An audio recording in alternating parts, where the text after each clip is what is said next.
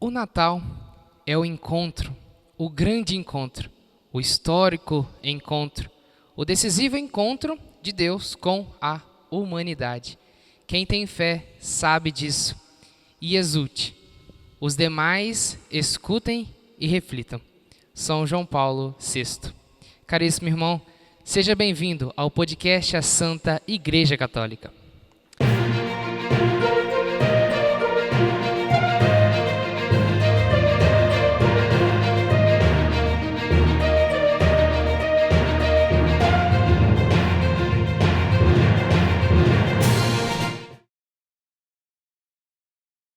Em nome do Pai, do Filho e do Espírito Santo.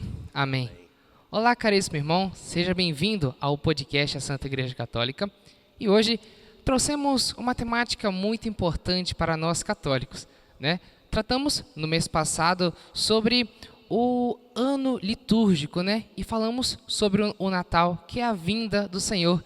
E falei para vocês clicar no card. Se você chegou aqui, você chegou também pelo card lá do último podcast.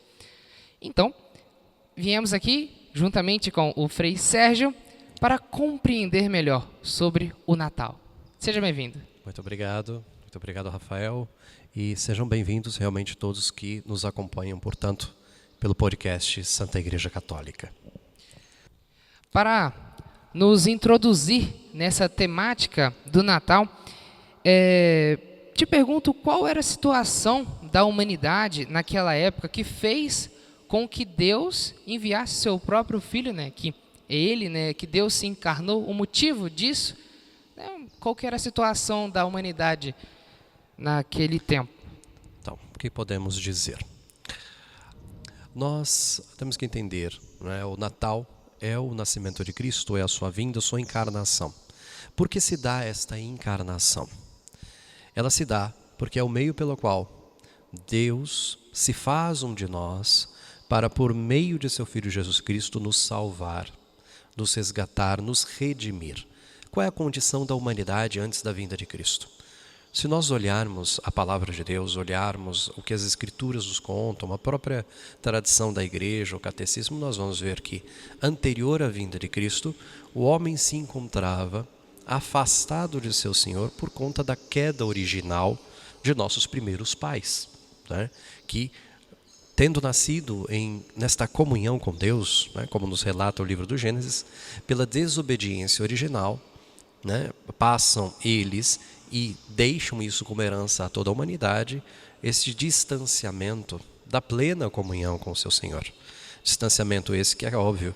O próprio Deus sempre, ao longo de toda a história da salvação, tudo aquilo que nos relata o Antigo Testamento, nos mostra que Deus busca o ser humano, busca restabelecer esta comunhão, redimir a humanidade neste processo que é o qual a gente chama a economia da salvação, que é esse processo ao qual Deus vai se revelando desde os primeiros pais, desde Abraão, né, os patriarcas, e assim até mesmo constituindo um povo para que fosse depositário desta sua mensagem de salvação, encontrando o seu ápice na plenitude dos tempos com a encarnação de Jesus Cristo, porque é Ele o Salvador, é Ele o mediador entre Deus e o homem, Ele é esta ponte que une já em si mesmo, por ser Deus e homem, a humanidade e a divindade, que já se dá na sua própria encarnação, mas que encontra, claro, a sua plena realização na obra da salvação, que é a sua cruz e ressurreição. Ali ele é vitorioso definitivamente sobre o pecado, o mal, a morte, e nos abre a nós, seres humanos, este caminho de salvação. Esta comunhão com Deus, com o Pai, se restabelece por meio de seu Filho Jesus Cristo. E, obviamente, o tempo que passa enquanto, antes da encarnação de Nosso Senhor, é esse tempo de espera, de expectativa, a qual desde os patriarcas e os profetas anunciavam essa vinda do Salvador. Então podemos imaginar, contextualizar que naquele tempo, né, o próprio povo judeu vivia essa expectativa, né? Nós vemos isso nos próprios evangelhos, como se esperava um Salvador, um Messias, a qual é nosso Senhor Jesus Cristo. E para que Cristo pudesse ser encarnado, né? Deus pudesse encarnar, né, como nós, teria que existir uma ponte ali, né? Essa ponte foi Maria, né? Maria. E desde quando Deus já vinha preparando Maria ali para receber o Cristo no seu ventre, né? Como que... Então, falando de Nossa Senhora, até um convite, né? Se nós quisermos aprofundar de forma simples e objetiva sobre o papel de Maria, no próprio catecismo da Igreja, que o catecismo explica as frases do credo, né? Nós vamos ver que ali se menciona a figura de Maria, se explica o seu papel, né? E o que podemos tirar dali? Que, veja bem, Nossa Senhora é a promessa de que da descendência da mulher, né, viria este Salvador, né? Então veja bem, nos projetos de Deus, no plano de Deus, que tudo conhece, tudo sabe, né, há já essa escolha da misericórdia, da graça de Deus na pessoa de Maria. E Maria é uma pessoa preparada para tal missão, com uma vocação singular, singular porque é a única mãe de Deus e nossa, e como que ela é preparada para tal?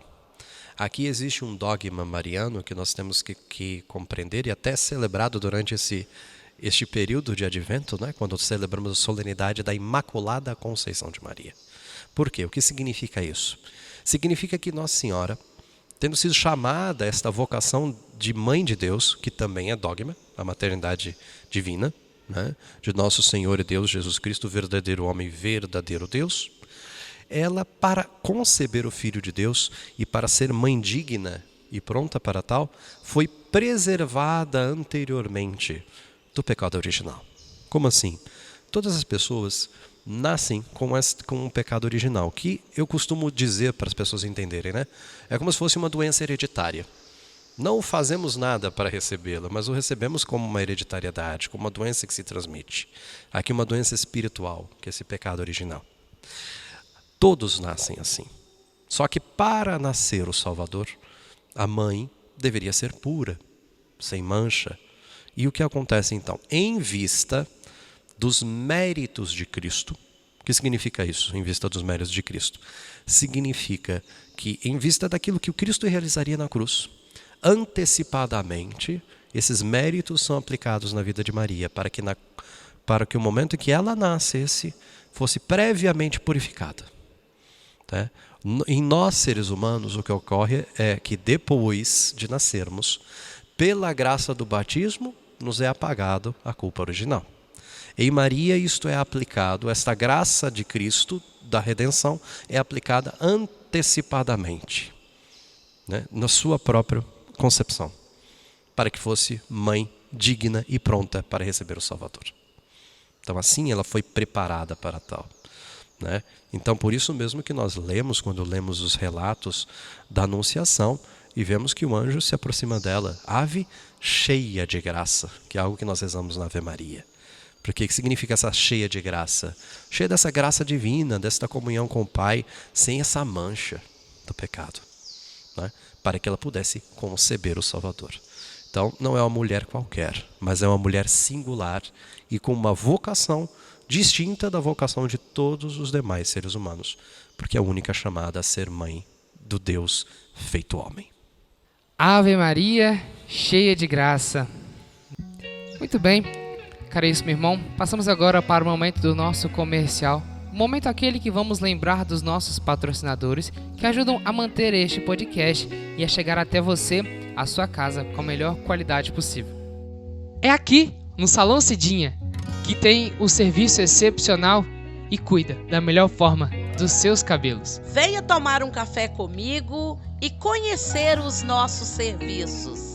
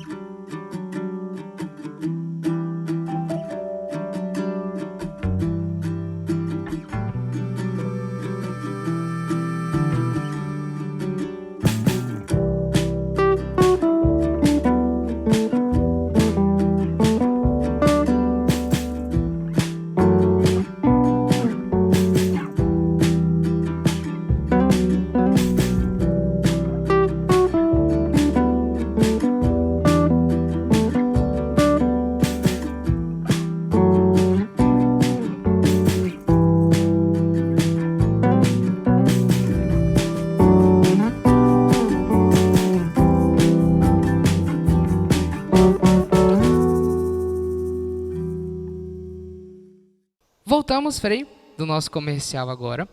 E passamos já para a nossa terceira pergunta. O senhor falou sobre Maria, né, esse exemplo para nós, né, de seguir a Cristo, né, de obediência. Mas de que forma nós podemos seguir esse exemplo, né? Porque Maria, ela foi tão obediente a Cristo, porque apesar do risco da época dela ficar grávida, porque ela ainda não era uma mulher casada, né? Então, assim, ela sofreu um risco e do medo mesmo, ela foi obediente a Deus. Então, como nós podemos seguir esse exemplo de Maria? Então, vejam bem. Aqui, obviamente, Maria foi dotada de graças singulares em sua vida por conta de sua missão. Mas é preciso perceber, ela é para nós, para a igreja, um perfeito modelo de igreja. E até mesmo Santo Agostinho que diz que ela é muito mais feliz antes de ser feliz por ser mãe de Cristo do que de ser a mais perfeita discípula de Cristo. Então, se nós queremos observar um ser humano que viveu em plenitude esta fidelidade a Deus, olhemos Nossa Senhora. Este sim de Maria, ele se deu desde a Anunciação até a cruz e após a cruz, na ressurreição, até o fim. Então, nela está esse exemplo de fidelidade. Nela nós encontramos as virtudes que nós devemos aspirar a colocar em prática em nossa vida. A figura de Maria na Escritura, se nós observarmos, ela não aparece em tantas passagens, não é?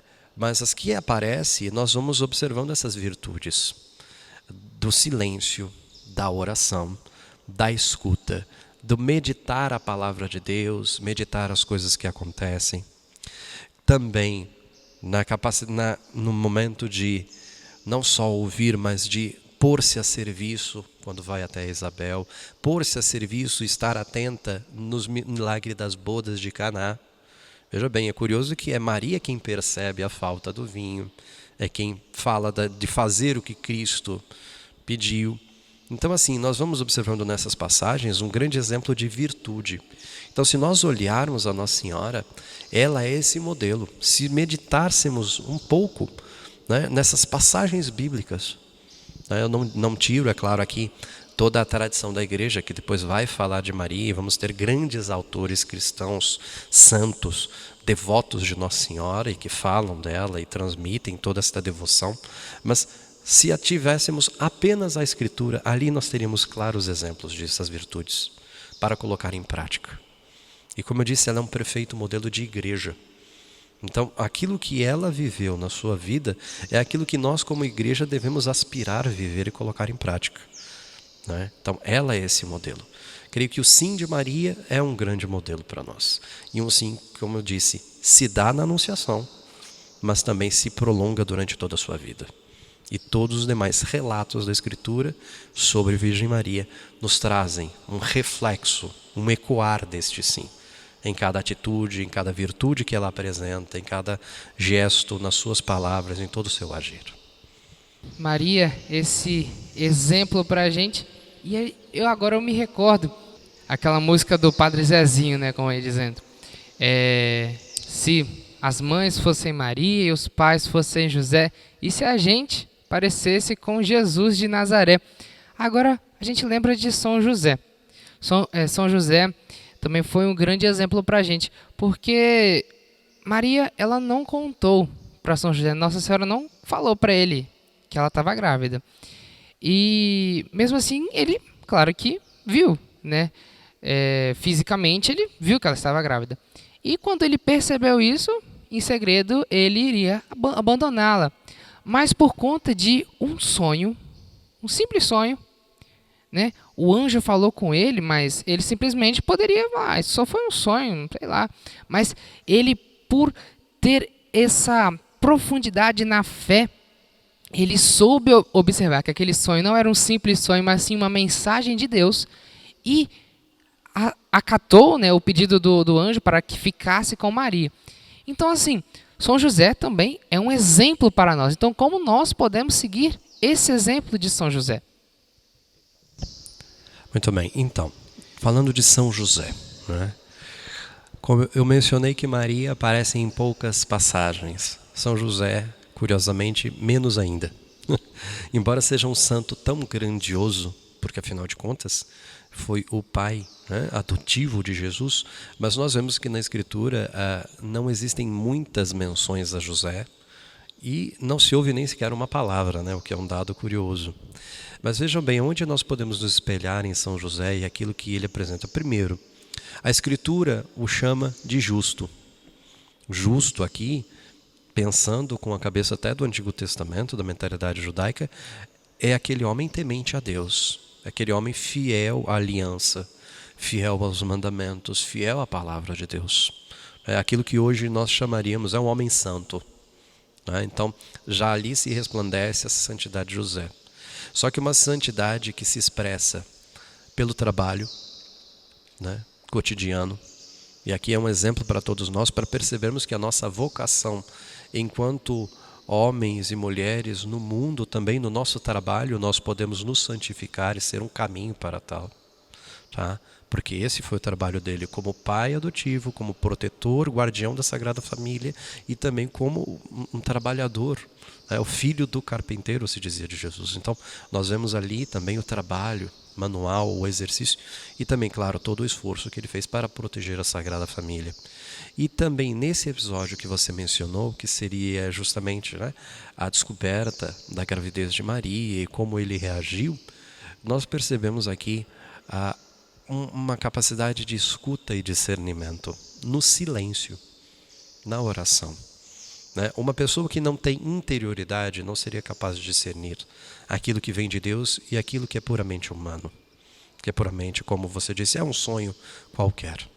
Então nós podemos entender aqui, essa graça de discernir a vontade de Deus, nasce dessa condição também, desta personalidade de homem justo, temente a Deus e que no silêncio e na oração é capaz de separar, discernir a vontade de Deus.